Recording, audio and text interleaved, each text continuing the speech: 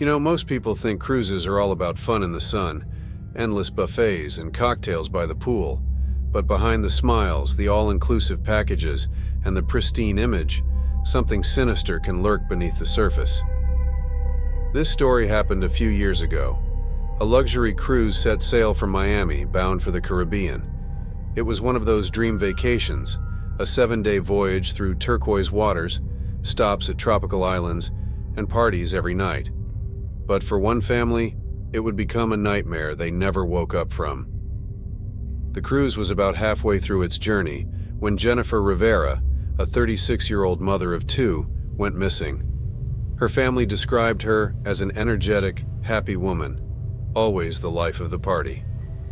Jennifer and her husband Mark were celebrating their 15th wedding anniversary with their kids.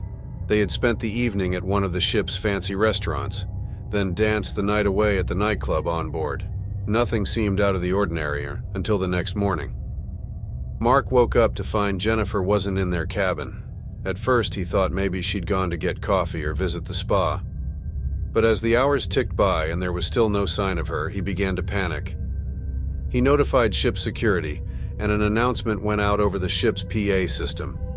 "Jennifer Rivera, please report to the front desk." But Jennifer never came. Now this is where things start to get eerie. The ship was massive, with over 4,000 passengers on board, but they conducted a thorough search. Security teams scoured every deck, every hallway, and even the restricted crew areas.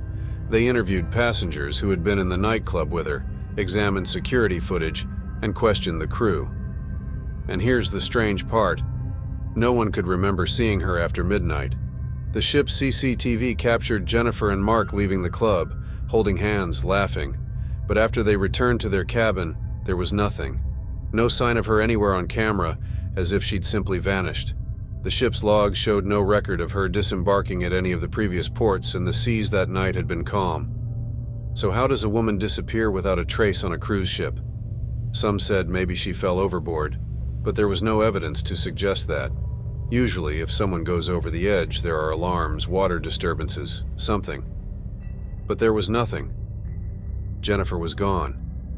The ship's staff contacted the Coast Guard, but the search for her in the open ocean yielded no results. The cruise ended, and Jennifer's family left the ship devastated, with no answers. The ship's management chalked it up to a tragic accident. But the rumors started spreading. Passengers began whispering about the cabin Jennifer and Mark had been staying in, Cabin 243. You see, that room already had a dark history. It wasn't widely known, of course. The cruise line kept it hush-hush, but if you talked to the crew, they'd tell you about the other mysterious disappearances from that same cabin over the years. 3 years before Jennifer's disappearance, another woman, Amelia Dawson, vanished from cabin 243. Her husband, just like Mark, had woken up to find her gone. And before that, in the early 2000s, there were rumors of a couple who had vanished without a trace from the same room. Some say the cabin is cursed, others think there's something more sinister. One crew member who worked in housekeeping said she'd always felt uneasy about cleaning cabin 243. She spoke of cold spots even though the ship's air conditioning was consistent throughout. She said she often found the bed sheets crumpled up in a way that looked like someone had been tossing and turning, but no one had slept in the room for days. But what creeped her out the most were the voices. Late at night, she claimed, if you walked past cabin 243, you could hear whispers coming from inside.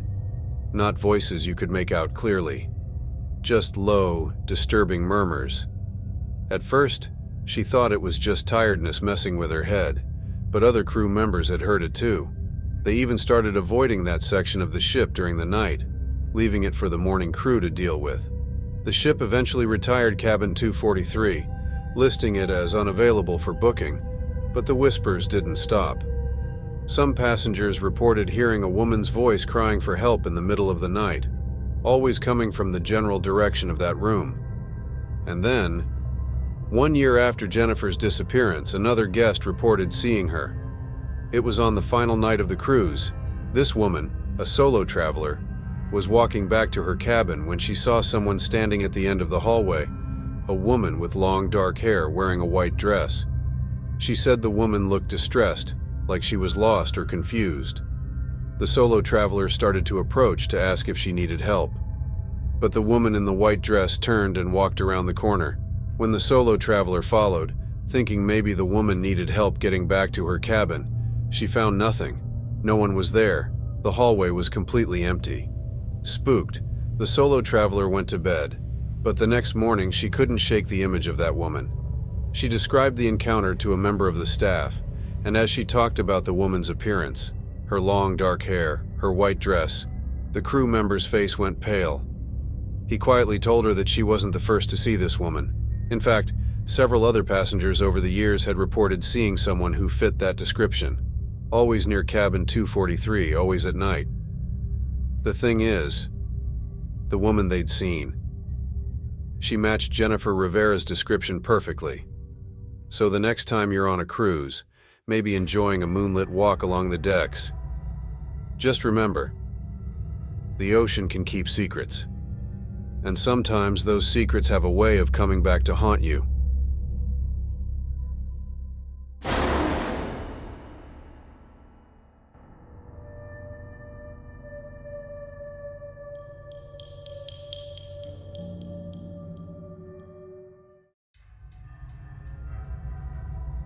What if you set sail on a cruise, excited for relaxation and adventure, only to find yourself trapped, not by the ocean, but by something far worse? Not every journey ends the way it's supposed to. Some never end at all. This is the story of Mark and Lisa, a couple in their late 30s, who decided to take a last-minute cruise to get away from the stresses of their demanding jobs. The ship, the Solstice, was a state-of-the-art vessel, equipped with everything from fine dining and spas to late-night entertainment. It was meant to be a week of paradise, sailing through the Caribbean, visiting exotic ports, and basking in the sun. For Mark and Lisa, it felt like the perfect escape. But the moment they stepped on board, something felt off. They couldn't quite place it, but it was as if the ship had a strange energy, like it was more than just a vessel. As the days passed, small details began to gnaw at them. It started with subtle things. On the second night, Lisa noticed that the ship seemed oddly quiet after sunset. The bars were still open, and the pools were lit, but there was a strange absence of people. It didn't make sense for a ship of over 1,000 passengers to feel so empty. The staff moved about their duties silently, and no one seemed to interact with each other. But whenever Lisa mentioned it to Mark, he just laughed it off, saying everyone was probably enjoying their rooms or the private sections of the ship. By day 4, things took a darker turn.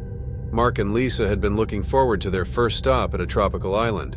But when they woke up that morning and looked out from their balcony, there was nothing but endless water, no land in sight. The intercom chimed and a cheerful voice announced a slight delay due to weather, despite the clear blue sky overhead. Mark shrugged it off, but Lisa felt something was wrong. How could they have missed the stop when the weather was perfect? She tried to talk to the staff, but every answer felt rehearsed, like they were following a script. No one gave her a clear explanation. That night, the unease grew.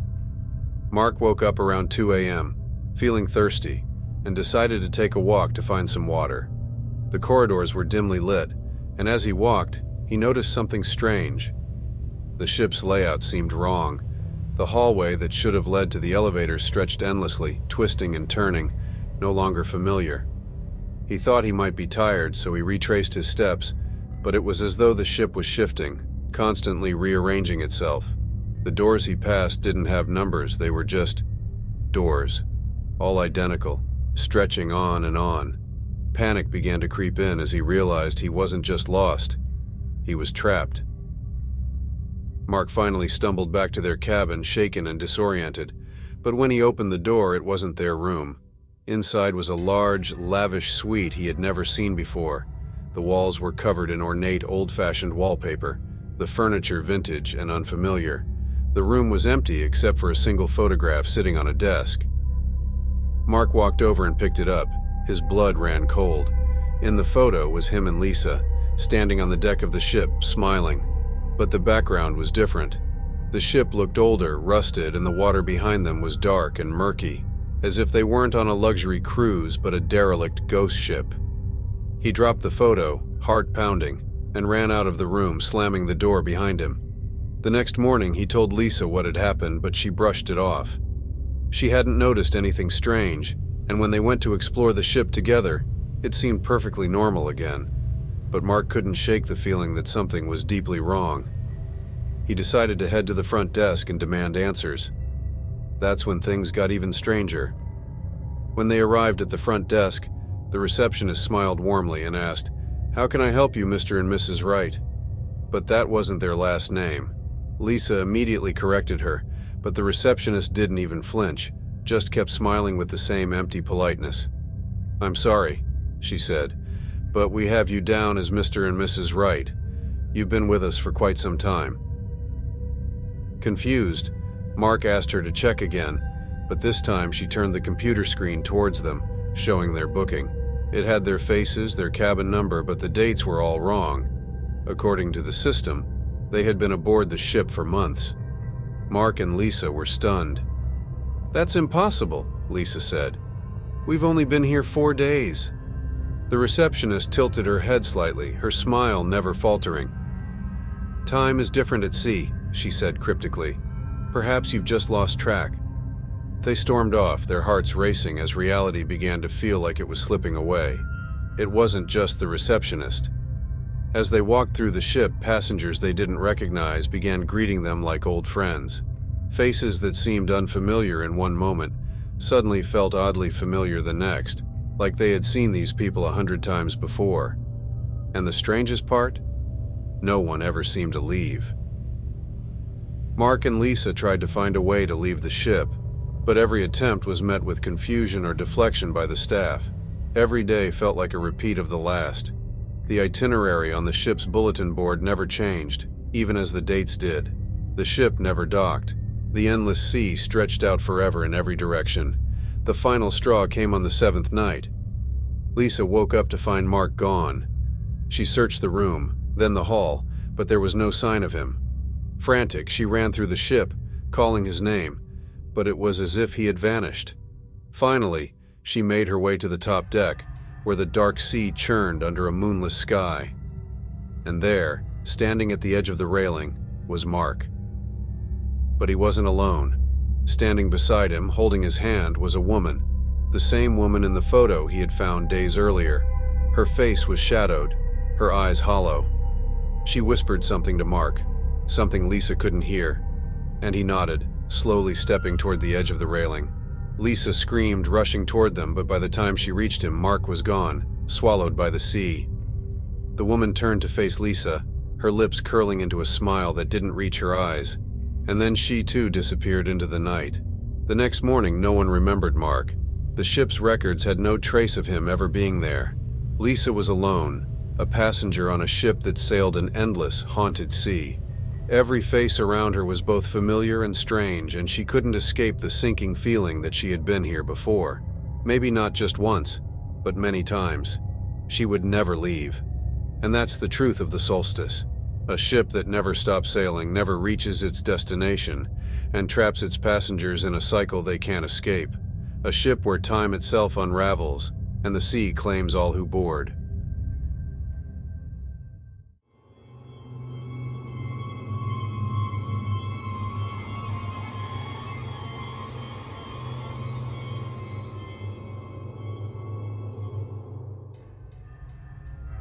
Do you ever notice how ships, no matter how modern, still feel old? Like they're carrying the weight of all the souls who've traveled on them before. The story I'm about to tell you takes place aboard the Queen of the Atlantic, one of those luxurious cruise ships modeled after the grand ocean liners of the early 20th century. This particular cruise was designed to attract history buffs and fans of old maritime legends. The ship's route was a homage to famous historical journeys, even passing near the site where one of the greatest tragedies at sea took place, the sinking of the Empress of Ireland in 1914. Over 1,000 people died when the Empress went down in the icy waters of the St. Lawrence River, many of them trapped inside as the ship sank within minutes. It's a lesser-known disaster, but it's just as haunting, just as tragic as the Titanic, and its ghosts, as you'll soon hear, aren't quite at rest. 3 friends, Rachel, Tom, and Julia, were excited for the trip. They didn't care much about the history, to be honest. They were more interested in the idea of a relaxing getaway, soaking up the sun and enjoying the onboard entertainment. They were all in their late 20s, just looking for a break from their stressful lives. But the moment they boarded the Queen of the Atlantic, something felt off. At first, it was small things. Rachel felt a cold breeze in the middle of a hot afternoon. Julia heard strange echoes in the hallway late at night, and Tom couldn't shake the feeling that they were being watched. They chalked it up to the ship's size, its age, or just the eerie ambiance they hadn't expected. After all, the Queen of the Atlantic had been designed to look vintage, with long, dimly lit corridors, antique furniture, and creaky wooden floors. It was part of the charm, right? Then on the third night, everything changed. The ship was passing over the exact spot where the Empress of Ireland had sunk. The crew didn't mention it, but the passengers who knew their history recognized the eerie coincidence. Some stayed up late, hoping to feel some kind of connection to the past, maybe even see a ghost. Others, like Rachel, Tom, and Julia, were blissfully unaware. They'd been drinking at one of the bars, laughing, enjoying themselves, until Rachel excused herself to go to the bathroom. She never made it. Rachel was walking down the hall, her shoes clicking on the polished wood floor, when she felt it again, that cold breeze.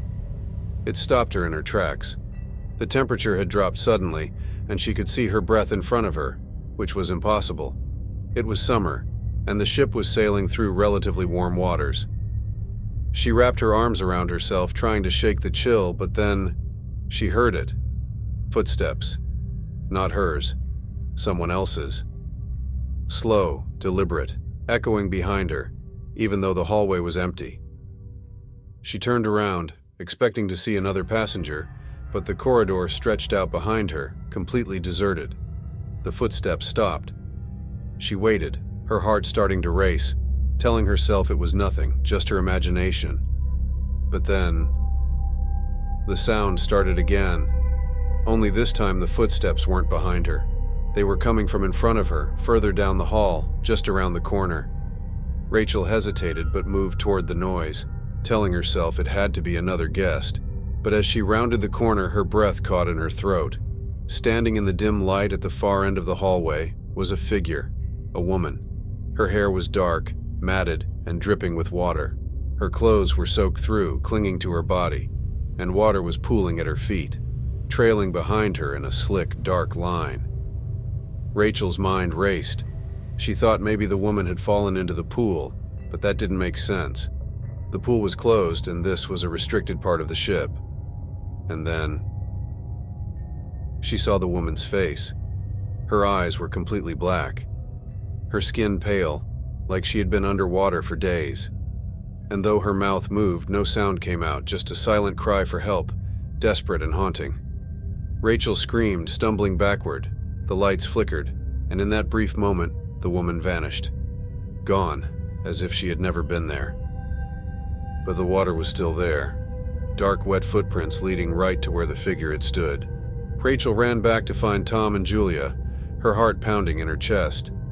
She tried to explain what she had seen, but they were skeptical, laughing it off as too much rum and a vivid imagination. But Rachel couldn't shake it. She knew what she had seen. And that's when Tom noticed something on his arm. Thin red lines, scratches running down his forearm. He hadn't noticed them before, but now they stung, as if they'd been made only moments ago. Julia joked that Rachel's ghost must have gotten too close for comfort, but Rachel wasn't laughing anymore. That night, none of them slept well. Tom woke up drenched in sweat, despite the freezing temperature in his room. He had dreamed of drowning, trapped in a room, water rushing in, filling his lungs. He woke up gasping for air, his sheets soaked as though he had been pulled from the ocean. But the worst came later, just after 3 a.m. Tom heard footsteps again, just like Rachel had. Slow, deliberate, wet. They echoed through his cabin, coming closer and closer. The air was thick with the smell of salt water, and as he opened his eyes, there was someone standing at the foot of his bed. A man wearing an old-fashioned sailor's uniform, his cap dripping with water, his face pale and bloated, as though he had been pulled from the depths. The man's eyes were hollow, black, and as he opened his mouth, no words came out, just the sound of rushing water. Tom froze, paralyzed by fear, his heart hammering in his chest. And then, in the blink of an eye, the figure was gone. The only evidence that he had been there was the puddle of water on the floor at Tom's feet. The next morning, the friends went to the ship's crew, desperate for answers. And that's when they learned the truth. The Queen of the Atlantic had a reputation. Every time the ship sailed over the resting place of the Empress of Ireland, passengers reported strange sightings, figures drenched in seawater, walking the halls at night, cold spots in their cabins, and always the same dreams of drowning, of being trapped beneath the icy waters. It was as though the ghosts of the Empress weren't content to rest in their watery grave. They reached out, pulling the living into their world, trying to drag them down into the cold, dark abyss where they perished all those years ago.